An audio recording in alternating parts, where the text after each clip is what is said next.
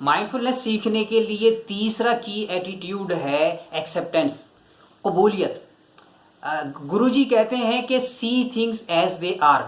हमारी ज़िंदगी में मैं ये समझता हूँ कि माइंडफुलनेस में ये जो एक्सेप्टेंस का एटीट्यूड है ये सबसे अहम है, क्योंकि हम अपनी ज़िंदगी में वो चाहते हैं जो कि हम चाहते हैं, जबकि हमारी ज़िंदगी में होगा वो जो कि कुदरत चाहती है, यानी लॉज ऑफ नेचर के मुताबिक।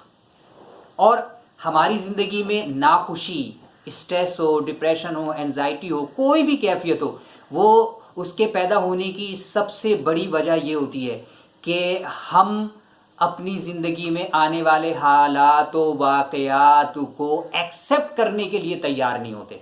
और इस एक्सेप्टेंस के ना होने की एक बहुत बड़ी वजह ये होती है कि हमारी ईगो हमारे आगे हाइल हो जाती है। तो अगर हम माइंडफुलनेस की और गहराई में जाएं तो इसके पीछे एक फ़लसफ़ा चलता है स्टोइसिज्म का, जो यूनान से शुरू हुआ था और उर्दू में उसको जो है रवाक़ियत का फ़लसफ़ा भी कहते हैं। इस मौजू पर ईगो इज़ द एनिमी के नाम से एक किताब भी मौजूद है, आप उस किताब का मुताला कर सकते हैं अगर आप इसको मज़ीद पढ़ना चाहते हैं।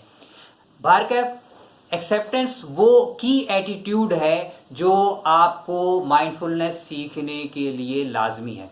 अगर आपके अंदर एक्सेप्टेंस नहीं है कि आप माइंडफुलनेस प्रैक्टिस करने के बाद जो आपके अंदर तब्दीलियां आएंगी या आप जो कुछ एक्सपीरियंस करेंगे उन सबको एज़ इट इज़ तस्लीम करने के लिए तैयार नहीं हैं, तो फिर आप माइंडफुलनेस से फ़ायदा नहीं उठा सकते।